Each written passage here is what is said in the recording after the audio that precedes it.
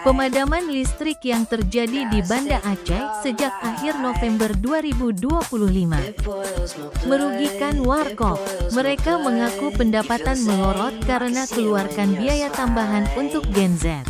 Pengakuan itu berasal dari salah satu warkop yang buka 24 jam di Jalan Wedana Mibo. Sebab mulai jam 8 pagi dan jam 20 malam adalah waktu di mana tempat dipadati para pelanggan.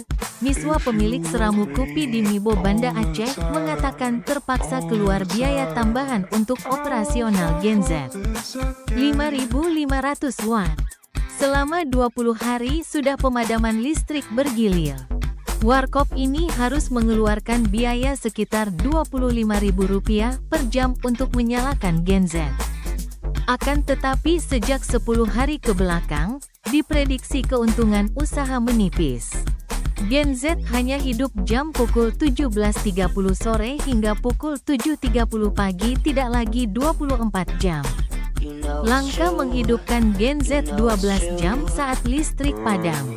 Ditempuh agar usaha tetap berjalan dan pelanggan tetap menikmati layanan kopi panas Dapu Kaye. Sehari itu 1 jam 2 liter. Kapasitas mesin itu 5.005,5. Berapa minyaknya itu? Minyak. Harga minyaknya berapa? Harga minyak pertama 12.500. Berapa liter kita isi? 1 jam 2 liter. Jadi kalau berarti 1 jam 25.000. Kita hidupkan tuh 12 jam itu 300.000. 24 jam 600.000. Ini mempengaruhi pendapatan nggak bang? Mempengaruhi keuntungan kita nggak? Dengan kita kan tambahan nih. Iya. Operasionalnya kan bertambah bang. Oh berat sih. Cuman apakah menipis keuntungan atau bagaimana bang? Atau merugi? Imbas.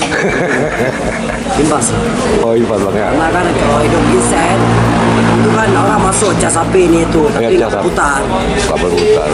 Cuman ada penambahan untuk minyak lah. Menurut Miswa, pihaknya menyadari pemadaman listrik secara bergilir terjadi setelah tower transmisi di Biren roboh diterjang banjir dan tanah longsor. Walaupun pendapatan melorot, dirinya berbesar hati sebab tidak lama lagi listrik akan segera pulih seperti semula. Dari Banda Aceh, Fajar TV Online melaporkan.